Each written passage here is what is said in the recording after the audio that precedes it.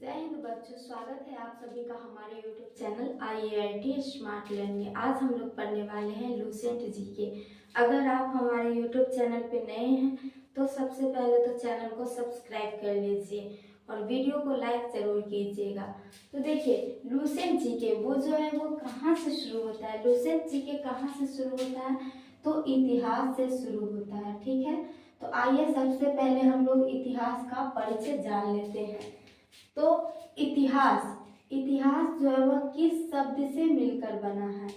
इतिहास किस शब्द से मिलकर बना है? तो हिस्टोरिया शब्द से मिलकर बना है। इतिहास हिस्टोरिया शब्द से मिलकर बना है। अब हिस्टोरिया जो है वह किस भाषा का शब्द है? हिस्टोरिया किस भाषा का शब्द है?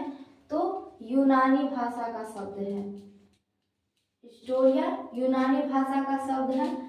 कहीं कहीं पे ग्रीक भी दिए हुए रहता है। ठीक है,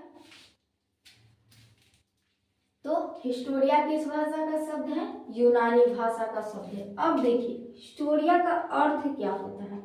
इसका अर्थ क्या होता है? तो हिस्टोरिया का अर्थ होता है खोजों से प्राप्त ज्ञान। खोजों से प्राप्त ज्ञान। इसका अर्थ होता है खोजों से प्राप्त ज्ञान।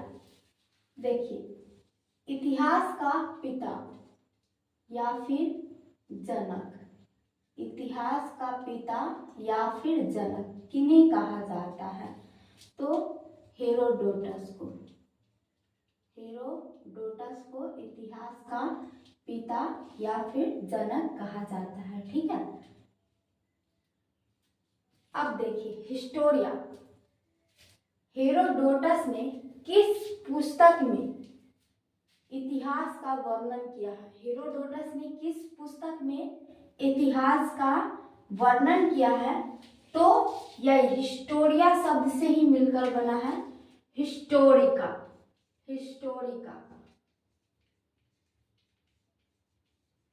हेरोडोटस ने किस पुस्तक में इतिहास का वर्णन किया है? तो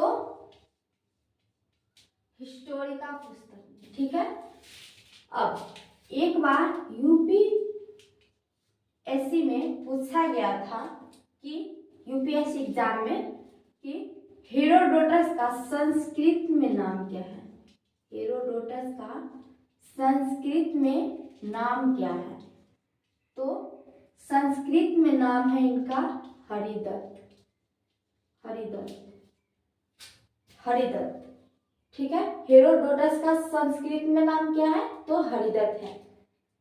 देखिए, इतिहास किस शब्द से मिलकर बना है? तो हिस्टोरिया शब्द से मिलकर बना है। हिस्टोरिया किस भाषा का शब्द है? तो हिस्टोरिया यूनानी भाषा का शब्द है। हिस्टोरिया का अर्थ क्या होता है? तो खोजों से प्राप्त ज्ञान। जैसे इस मार्कर को हमने खोजा, ठीक है, इस मार्कर को हमने खोजा तभी तो यह पता चला ना कि ये कितना बड़ा है, ये दिखने में कैसा होता है, ये क्या काम करता है। हिस्टोरिया का अर्थ क्या होता है? खोजों से प्राप्त ज्ञान। अब इतिहास का पिता किन्हें कहा जाता है? तो हेरोडोटस को। हेरोडोटस का संस्कृत में नाम क्या है? तो हरिदत्त है। इतना आप सभी को समझ में आ गया होगा। एक बार आप सभी लोग स्क्रीनशॉट ले लीजिए, फिर हम आगे चलते हैं। देखिए, इतिहास को एक भाग में नहीं बांटा गया, इसका विभाजन किया गया। इतिहास का विभाजन किया गया। इतिहास का विभाजन किया गया कितने भागों में? 3 भागों में। इतिहास का विभाजन 3 भागों में किया गया। ठीक है, एक है प्राचीन भारत और दूसरा है मध्यकालीन भारत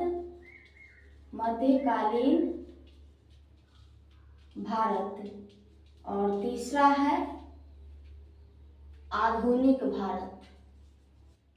ठीक है, आधुनिक भारत। तो इतिहास का विभाजन 3 भागों में किया गया। एक है प्राचीन भारत, मध्यकालीन भारत और आधुनिक भारत। अब इतिहास का विभाजन किसने किया? इतिहास का विभाजन का श्रेय किसे जाता है? तो इतिहास का विभाजन जो है वह किया क्रिस्टोफ सेलियरस ने। क्रिस्टोफ सेलियरस ने। देखिए इतिहास का विभाजन किसने किया? तो क्रिस्टोफ सेलियरस ने किया। ये आपको याद रखना है, ठीक है। क्रिस्टोफ सेलियरस ने इतिहास का विभाजन का श्रेय किसे जाता है? तो क्रिस्टोफ सेलियरस को। इतिहास का विभाजन कितने भागों में किया गया है? 3 भागों में किया गया है। आप लोग को अच्छे से समझ में आ गया कि पहला है प्राचीन भारत, दूसरा है मध्यकालीन भारत और तीसरा क्या है? तीसरा है आपका आधुनिक भारत, ठीक है। अब देखिए, अब हम लोग क्या पढ़ रहे हैं? हम लोग पढ़ रहे हैं भारत, ठीक है। तो भारत की अगर नामकरण की बात करते हैं, भारत की नामकरण की अगर बात करते हैं तो इसको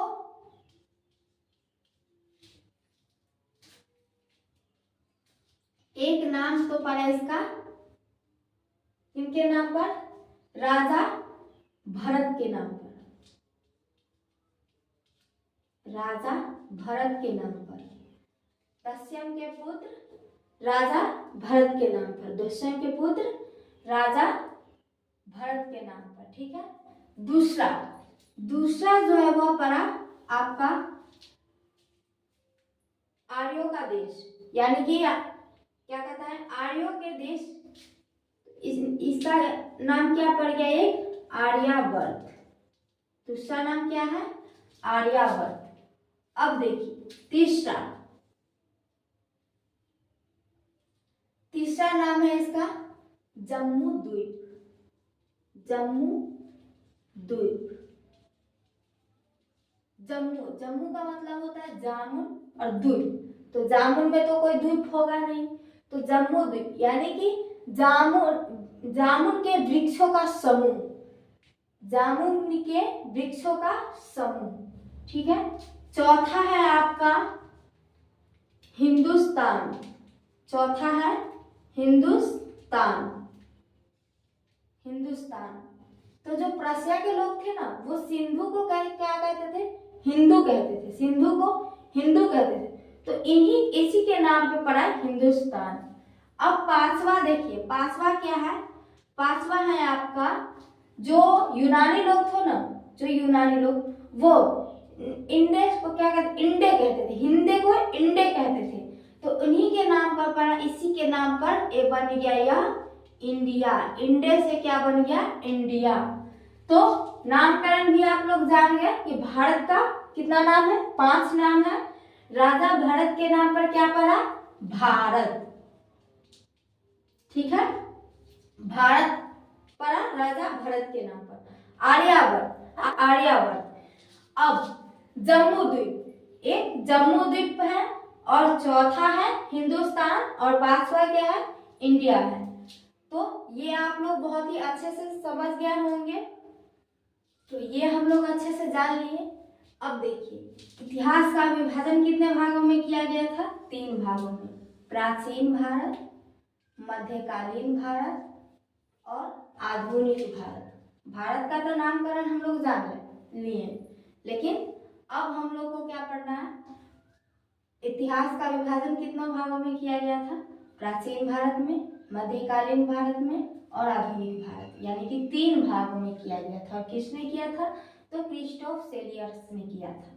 अब एक बार आप लोग स्क्रीनशॉट ले लीजिए, फिर हम आगे चलते हैं। अब देखिए भारत का इतिहास को 3 कालों में बांटा गया। भारत का इतिहास को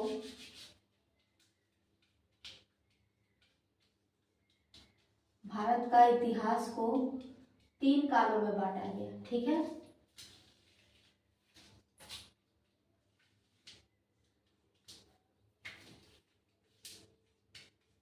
देखिए कौन कौन है 3।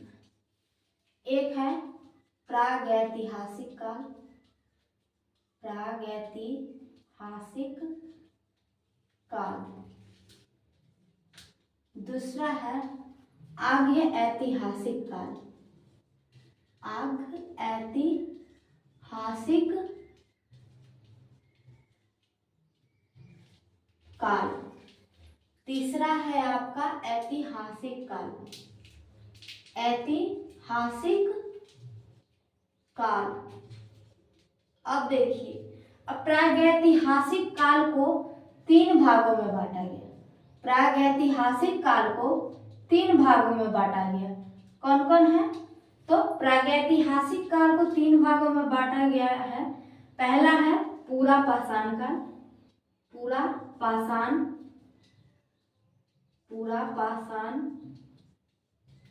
काल।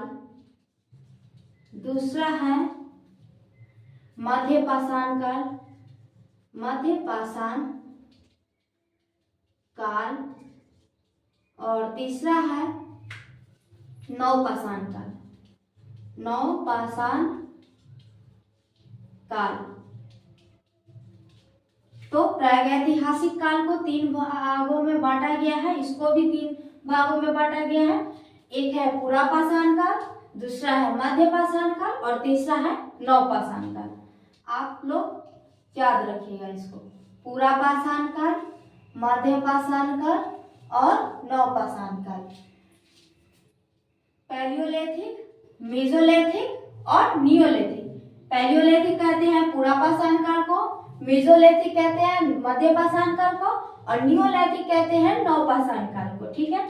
अब देखिए, अब पूरा पाषाण काल, इससे प्रश्न आता है पूरा पाषाण काल में बहुत ही एक अच्छा सा प्रश्न आता है कि शिकार, मनुष्य जो है वह पूरा पाषाण काल में क्या करता था? शिकार करता था।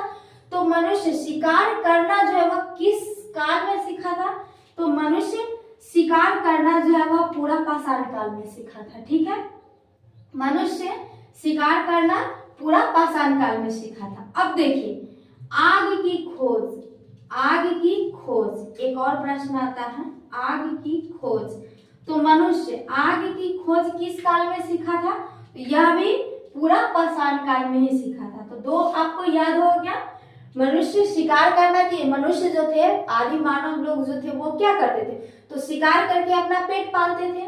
तो वही मनुष्य शिकार करना किस काल में सीखा था? तो पूरा पाषाण काल में। और आग की खोज किस काल में हुई?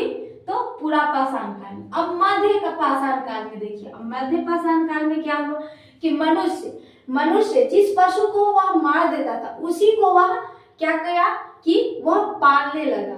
मनुष्य जो है वह पशु को पालने लगा। जैसे कि पहला पालतू पशु कुत्ता था, तो मनुष्य पशु को मारने के बजाय क्या करना शुरू कर दिया? पालना शुरू कर दिया। तो मनुष्य जो है वह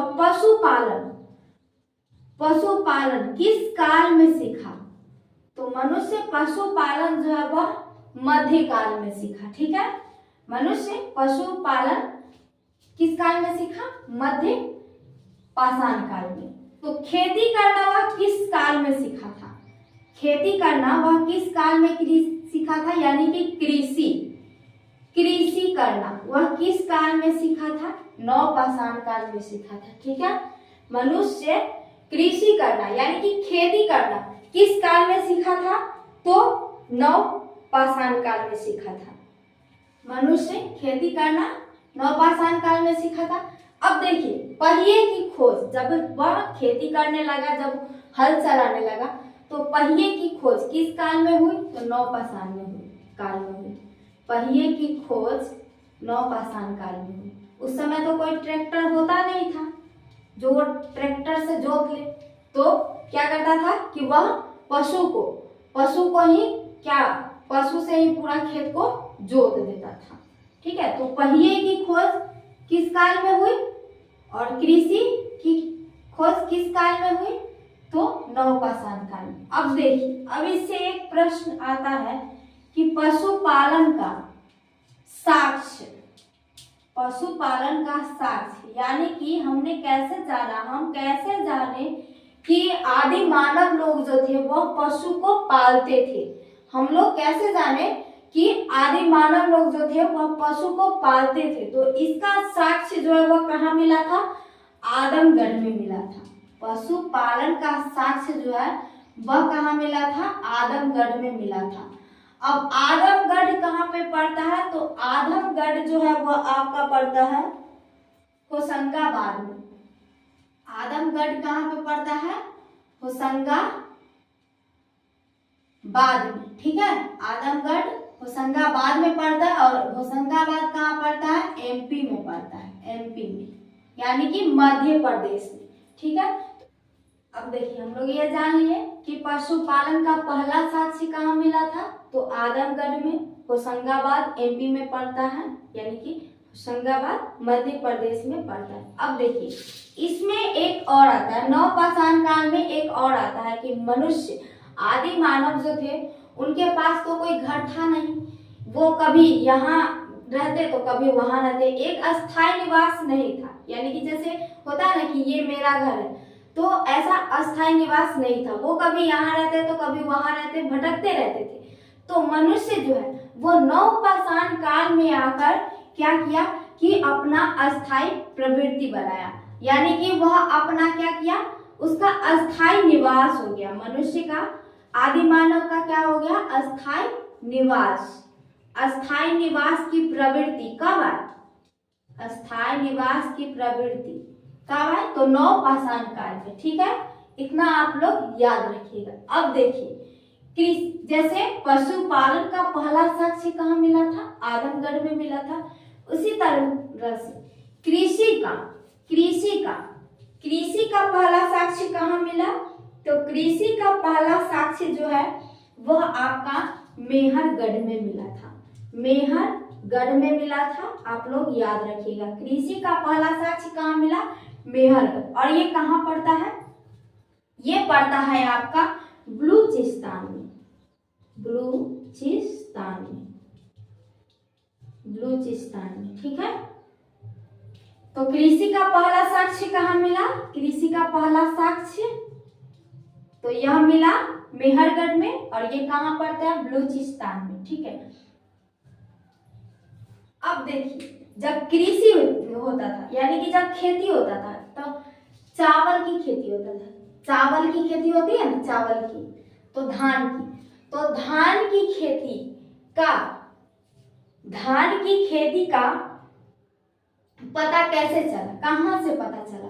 तो धान की खेती का पता चला आपका कोल्डी हवा से, ठीक है। कोल्डी हवा से पता चला, ठीक है। धान की यानी कि चावल की खेती का साक्ष्य कहाँ मिला? तो कोल्डी हवा में मिला, ठीक है। और कोल्डी हवा कहाँ पे पड़ता है? तो ये पड़ता है इलाहाबाद में, यानी कि यूपी में, ठीक है।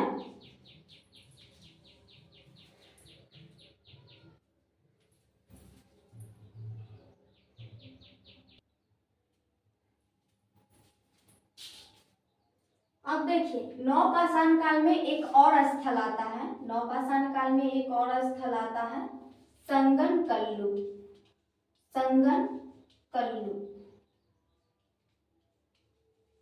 जो कहाँ पर पड़ता है? कर्नाटक में पड़ता है, कर्नाटका, ठीक है।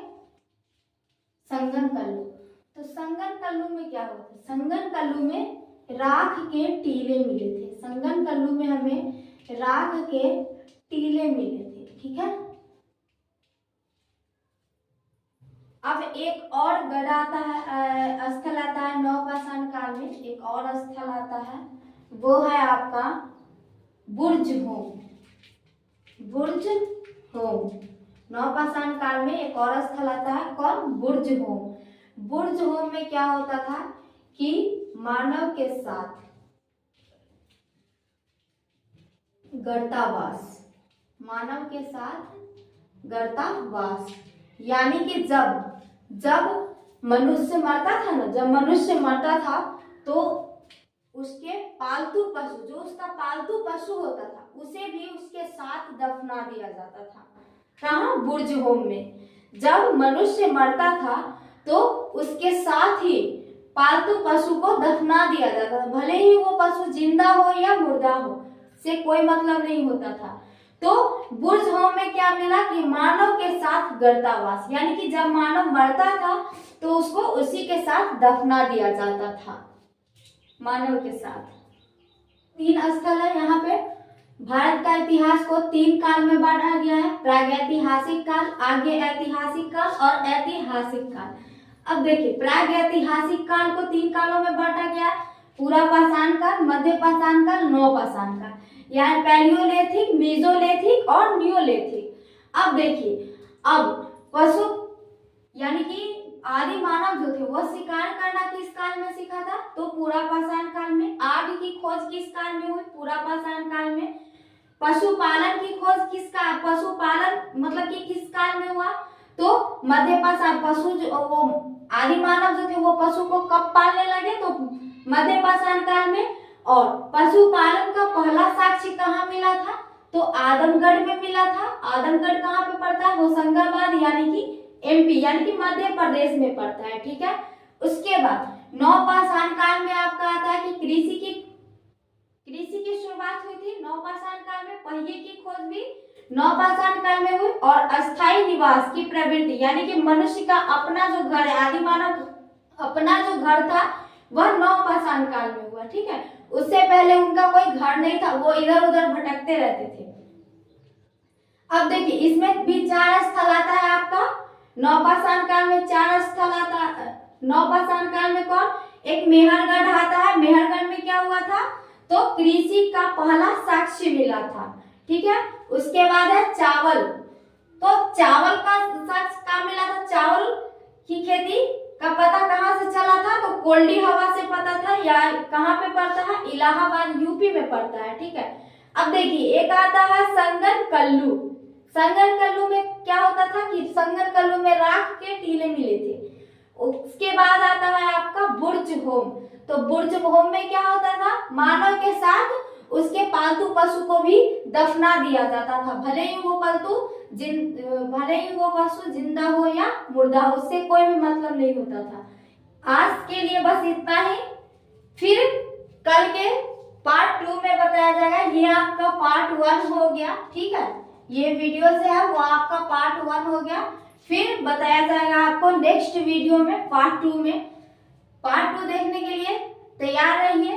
तो फिर मिलेंगे अगले वीडियो में, तब तक के लिए बाय बाय।